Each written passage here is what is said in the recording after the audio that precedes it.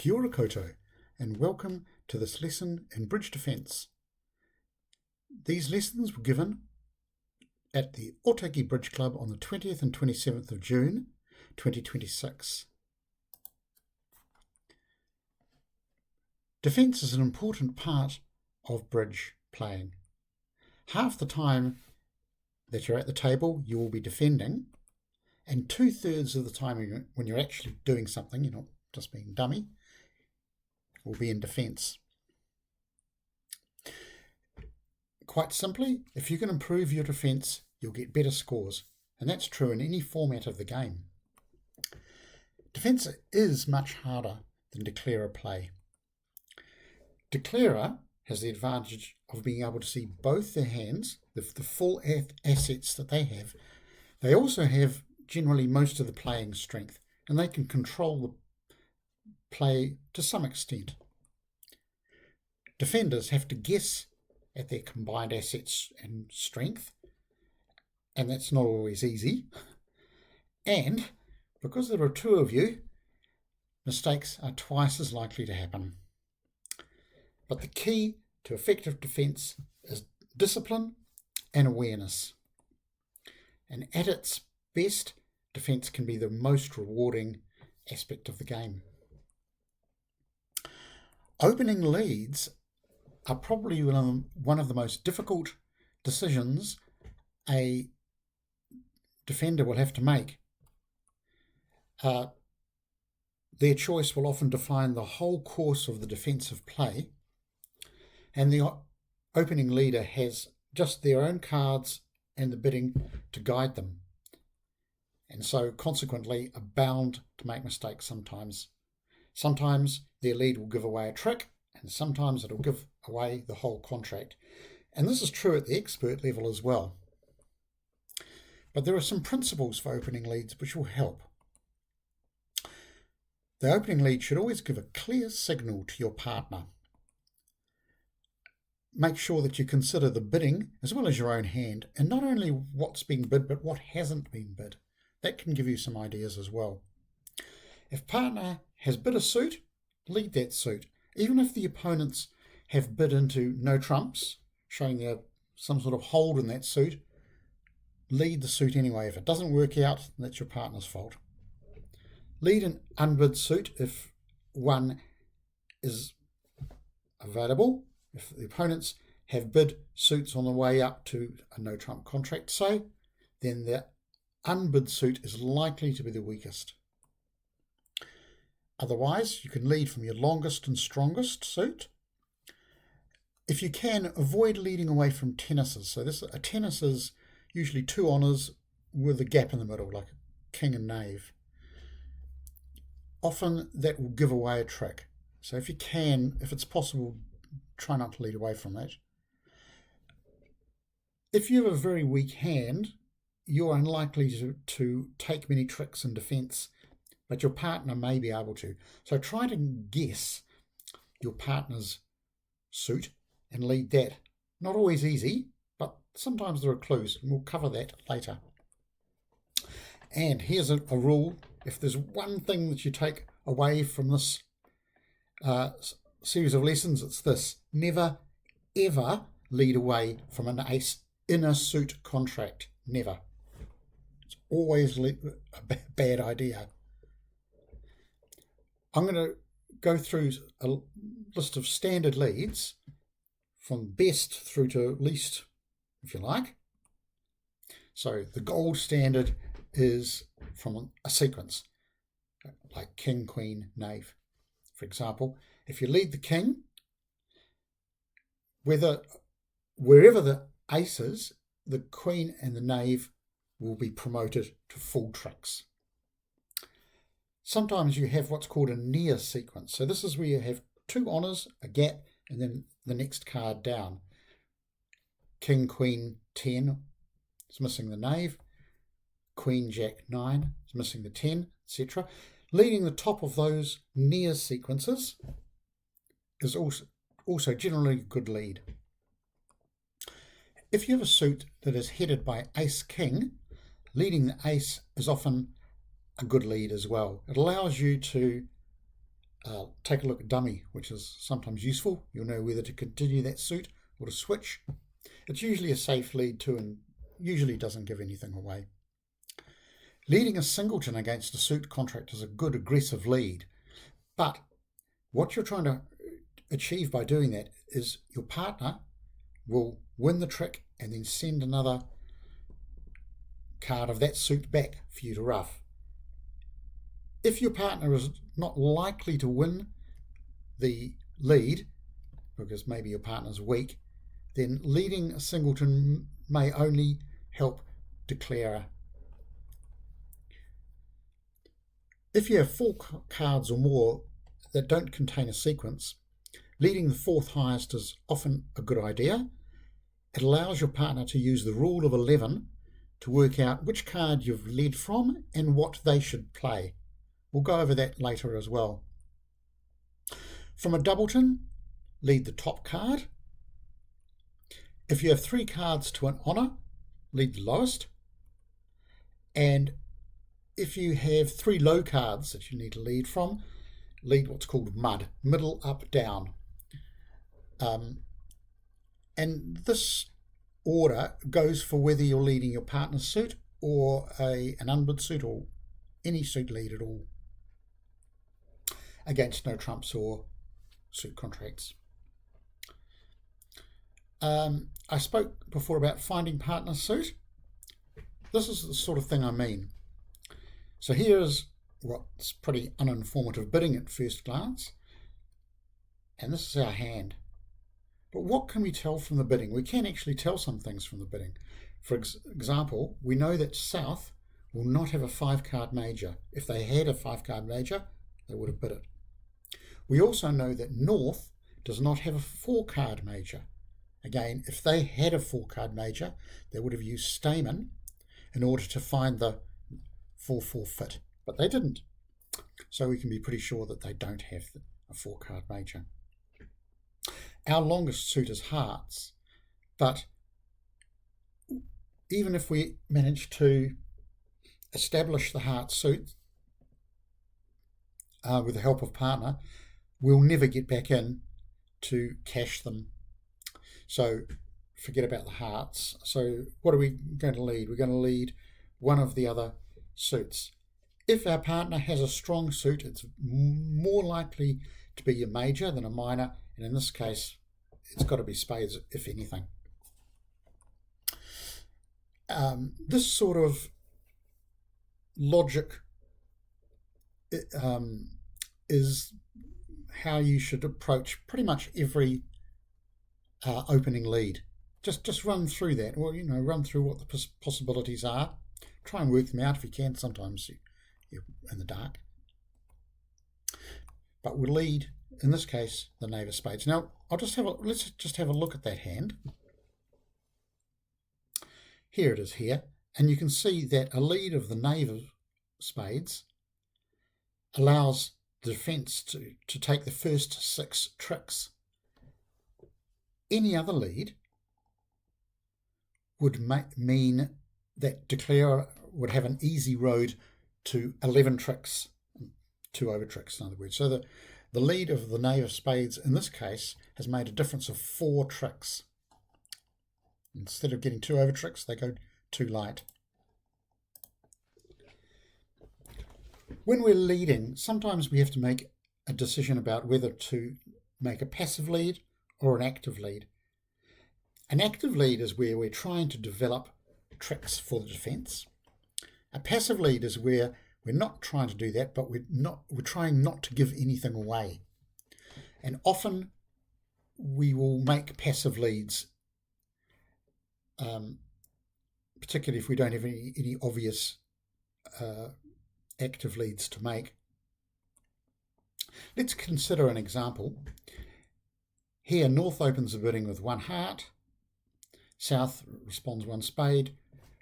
North jumps to 3 spades. And South carries on to 4. So this jump here, this indicates about 16, 17 points maybe. And South they will not have a bare minimum, so they'll have 8+ points. They're likely to have fairly close, between them, fairly close to 25 high card points. This is our hand. We have 15 points. So add that on to the opponent's 25, and that gives 40. So our partner will not have any points at all. Have a Yarborough, I suspect. So what do we lead? This is a suit contract, so we're definitely not going to lead away from an ace, one of our red aces. So that leaves either a spade or a club. We could lead the fourth highest of our club suit, but remember that our partner won't have any honours. So that queen and the ace will definitely be with north-south somewhere. So leading the 8 of clubs is going to give away a trick. That means we're left with a lead of a spade. So let's just have a quick look at this hand. And you can see that the club lead would have given away a trick. Well, North would have finessed, more than likely, or definitely, in fact. But the spade doesn't give anything away. Partner does indeed have a Yarborough. And so we leave South declarer to do all the work for themselves.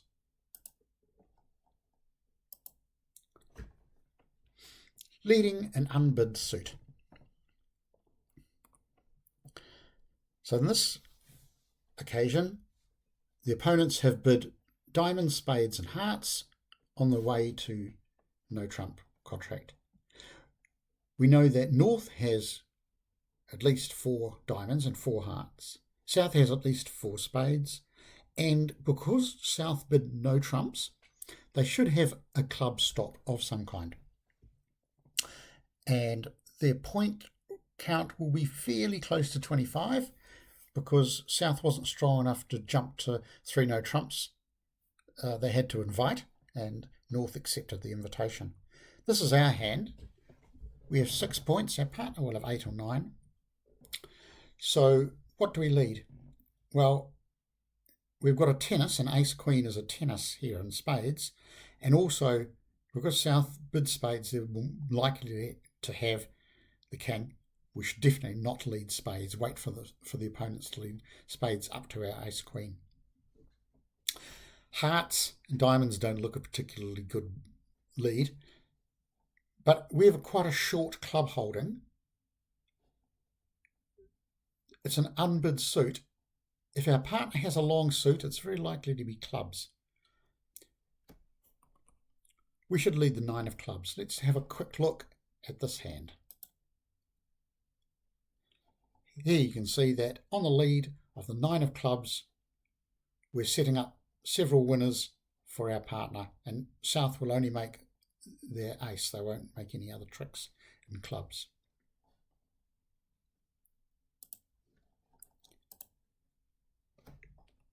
Leading the top of the sequence. Here we've got an inspired bidding again, and here we can make an aggressive, active lead, if you like, with the Queen of Hearts, because it's at top of a sequence. It's always going to promote the knave and the 10, regardless of who has the ace and king of hearts. So it's a good lead. If you have a sequence, it's the best lead you can make. I won't show this hand, but if you want to look at these hands, they're all available in the notes below. I'll put links in them. So this is hand 4. There'll be a link there. You can go and have a look at it and play with it yourself. Leading the 4th highest. So here again, same bidding. We haven't got a lot of points this time, but we do a reasonable suit. Club suit's reasonable. So we're going to lead the 8 of clubs, our 4th highest. Now let's move over to our partner's seat and see what things look like from East's perspective. This is what East sees. They see us lead the 8 of clubs. They will know from the bidding that it must be the 4th highest. and they can use the rule of 11 to work out what we might have led from. The way the rule of 11 works is take this number, 8 in this case, away from 11, which gives us 3. There are 3 cards higher than the 8 out. And East can see all 3, the King, the Ace, and the Knave. So they know that South does not have a card higher than the 8 in their hand. So if South declarer plays the 6 from dummy, East will be able to play the 2, leaving West on lead. It's very tempting, I know, in this situation when you're at the table to play the Knave, but if you can work out that that is the 4th highest and use the rule of 11, you can make more tricks. I'll just show you what happens in this case. So we're going to play the 8 low. Now if we play the Knave, we win the trick, and we can win the following trick with the Ace, but the King up here will block the suit. We will eventually be able to make the 4th club, but we'll only make 3 clubs in total. If, on the other hand, we'd played the 2, then we would be able to make all 4 club tricks plus our Ace of Hearts, and that's what we need to defeat the contract. Remember, we need 5 tricks to defeat the contract.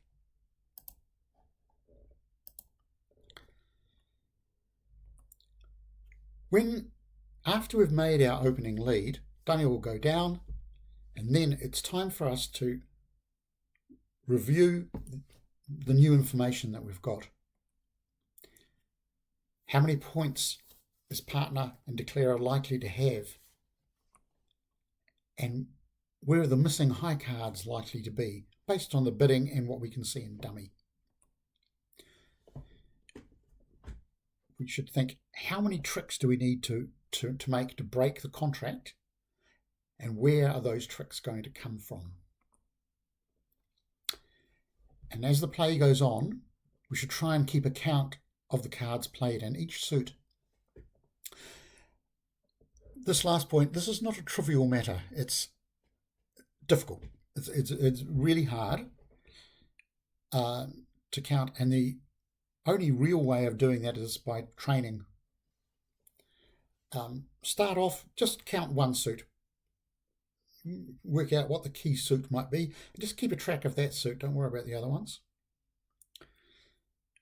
Once you're used to counting 1 suit, try counting 2 suits and so forth.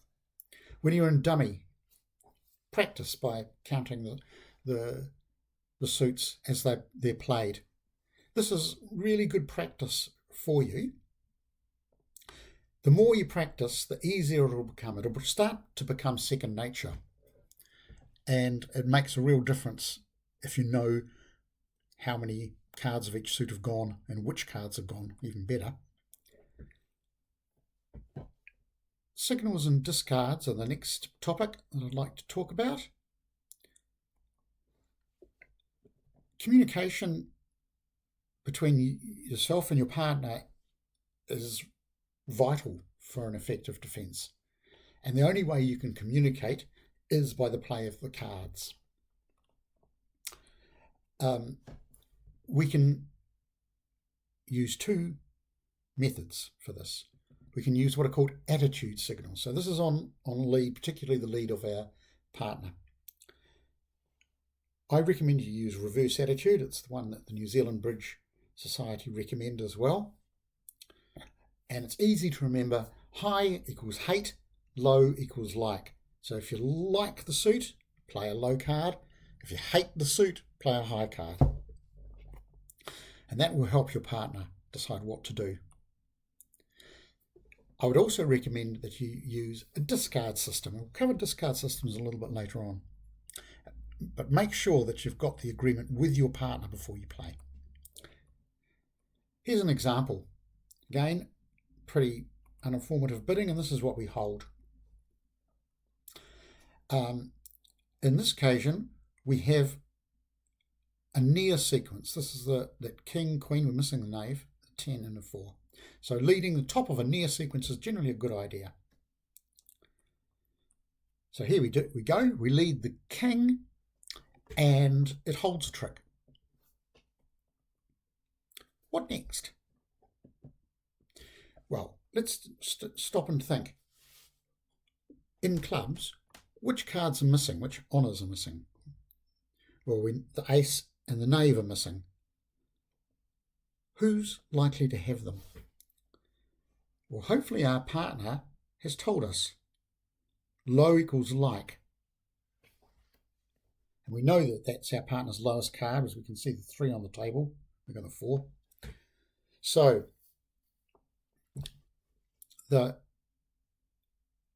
one of the honours, probably just one of the honours, is with partner. If their honour is the knave, it doesn't really matter which of those 3 cards we carry on with, we lead. It won't matter. But if it's the ace, and if South has the knave and it's guarded by 3 other cards, we will need to put our partner on lead to lead back with the ace, to lead back through South's knave to our queen 10. So we will need to lead the 4. And that will cater for both situations. So we lead the 4, and oops, you can see that our partner was asleep. They played the 2 when they should have played a high card, saying high equals hate. So you can see from this that the hand goes round to South, who starts to cackle and continues on to make 9 tricks. What should have happened was that partner played 7 or 8. Either of those 2 would have been good. Now we know high equals hate, so we know that the knave and the ace, both of them, are with South. And so we should lead another suit. Probably a diamond would be the safest suit in this example. Here's another example. Here we've made an overcall of 1 spade, and our opponents are in 4 hearts. What do we lead? Well, leading the ace from a suit headed by ace king is usually a good lead, so let's do that. We lead the ace, and our partner plays the 3, an encouraging 3. 3, we know that's the low equals like, so they're likely to have an honour. Well, we might as well lead the king next. So we lead the king, and they lead the 8. South plays the knave. So where is the queen? This is the first thing we need to ask ourselves. Based on our partner's play, our partner has the queen. And if we lead another spade, South will ruff. So we should probably switch to a diamond, would lead the 8 of diamond in this case, or 7 of diamonds. Either of those 2 would be fine. 7 would be a mud lead. And that's what we do. We lead the 8 of diamonds, and you can see that didn't work out well at all. And again, our partner was asleep.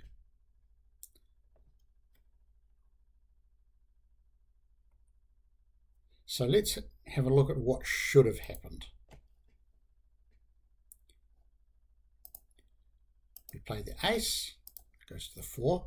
Partner plays the 8. High equals hate. 5. King comes next. 9, 3, knave. Now we know, sitting west, that east has no more hearts, because we know there's only spades, because there's only one more spade out. It's the queen, and it must be with South. So we can play another spade. It doesn't really matter which one. That'll be ruffed. and then our ace of hearts will take the setting trick. That's the only way to break this contract. Now we spoke about discards. When we discard, we are telling partner what suit we like or dislike. Often during the play, declarer will be drawing trumps or running along suit, and we have to make a discard. We have to throw something away. We can't follow suit. There are two systems which I'm going to talk about. There are actually many, but I'm going to just talk about two. One of them, the first, is reverse attitude. It's the same as before. High equals hate, low equals like. Simple, because it matches our attitude signals.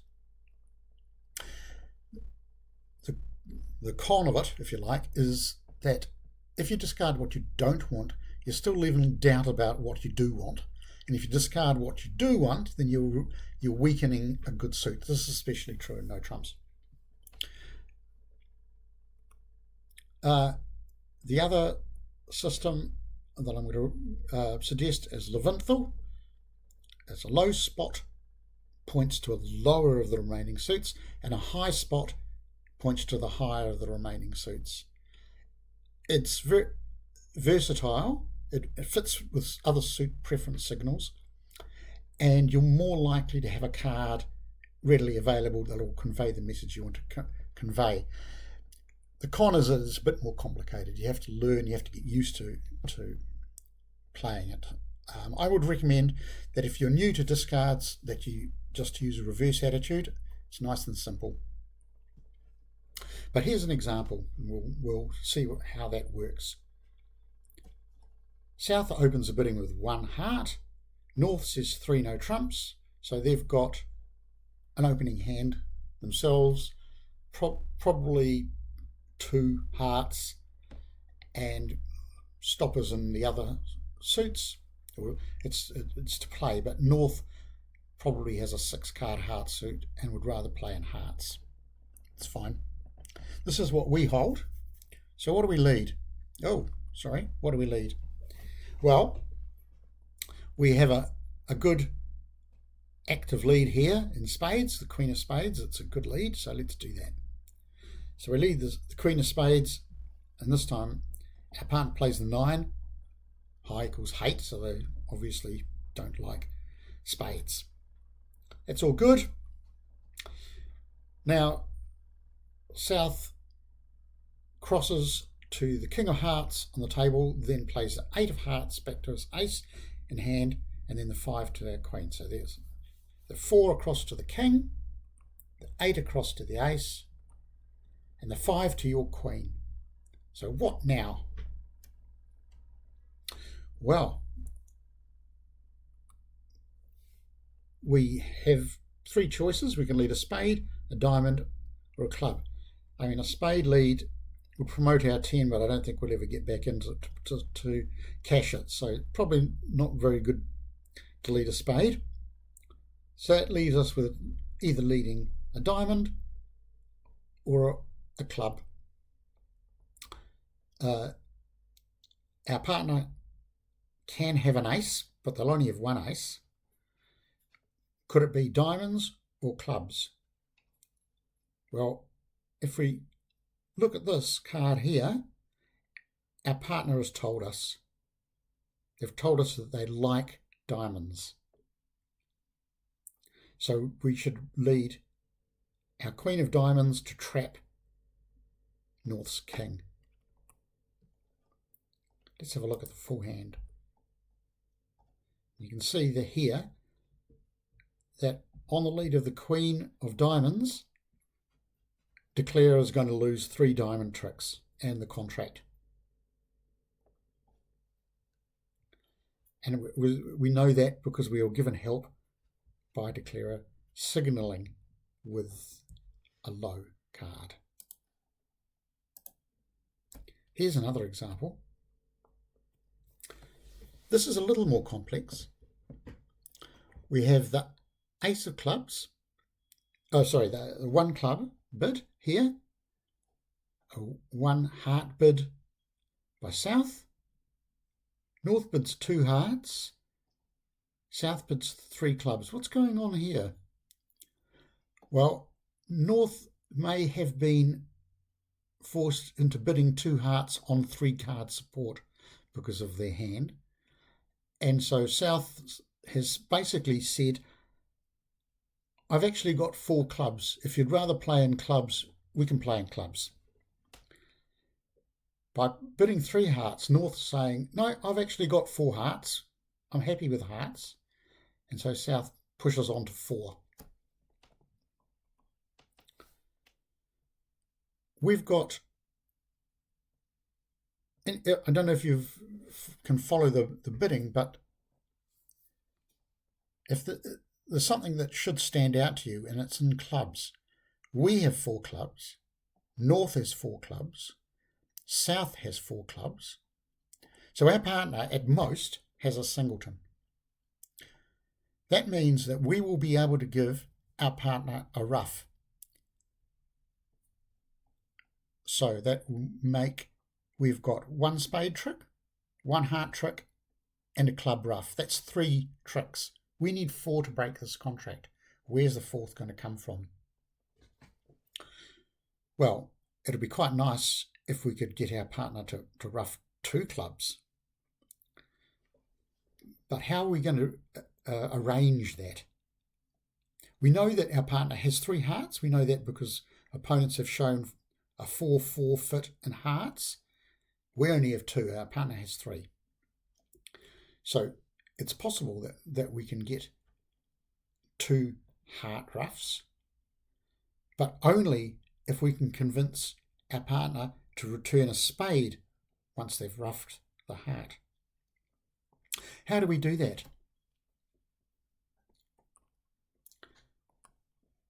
Well, first thing to do is to lead a club to set up our partner, but we shouldn't lead the 2 of clubs, which is our 4th highest. We should lead our highest card. What that indicates is that we want a high return. There's a vague possibility that East is void in hearts, for example. Probably not, but just in case, they're not. We've seen their singleton. They have a singleton 7. South wins with the ace and plays the 9 of hearts. What do we do next? Well, we definitely go up with the ace. Now what? Now we play the 8 of clubs. This is our 2nd highest card. Again, to reinforce that we want a high card, the high suit back. Now let's look at the play from the East seat. This is what East sees. They see us play the 10 of clubs. Then to win with the ace, and we give our partner a ruff. Good, great. Now our partner is in. What should they return? What should East do? He'd obviously like to get back to the West hand to play, or to get another club ruff, but is there any indication from the East seat of whether they should play a diamond or a spade? Well, there is, by the 8 of clubs and the 10 of clubs. These were the unnecessarily high cards, pointing to the highest suit. So I'll just show you how that will work out. So we have start to play with the 10 of clubs, 2, 7, ace, 9, ace, 5, 2, 8, 5, ruff, yay, 3, and now